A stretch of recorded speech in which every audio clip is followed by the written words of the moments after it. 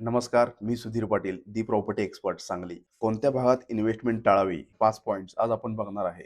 स्वस्त आहे म्हणून प्रॉपर्टी घेऊ नका, कारण काही भाग असे असतात जिथे फक्त पैसा वाढतच नाही, तर आपला पैसा अडकून राहतो. डेव्हलपमेंट नसलेला भाग 5 ते 10 वर्षात रस्ते, पाणी, वीज, ड्रेनेज किंवा इतर सुविधा जर डेव्हलपमेंट झाल्या नसतील, तर त्या ठिकाणी सावध राहा. लीगल प्रॉब्लेम्स असलेली प्रॉपर्टी, टायटल क्लिअर नाही, एनए नाही, रेरा लागू असेल तर रजिस्ट्रेशन नाही किंवा जमिनीवर वाद असेल तर अशा इन्व्हेस्टमेंट टाळा.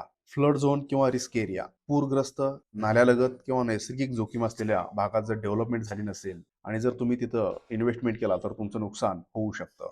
डिमांड नसलेला भाग, जिथे लोक राहायला किंवा व्यवसायासाठी येत नाहीत, तिथे रिसेल आणि रेंटल या दोन्ही गोष्टी अवघड होऊ शकतात. फक्त स्वस्त आहे म्हणून निर्णय घेऊ नका. कमी किंमत म्हणजे चांगली इन्व्हेस्टमेंट असेलच असं नाही. इन्व्हेस्टमेंट करताना फक्त प्राइस बघू नका. Location, future growth, legal safety आणि डिमांड हे चेक करा. योग्य ठिकाणी केलेली इन्व्हेस्टमेंटच भविष्यात खरी वेल्थ क्रिएट करते. अशाच रिअल इस्टेटच्या सोप्या माहितीसाठी तुम्ही आम्हाला फॉलो करा. थँक्यू.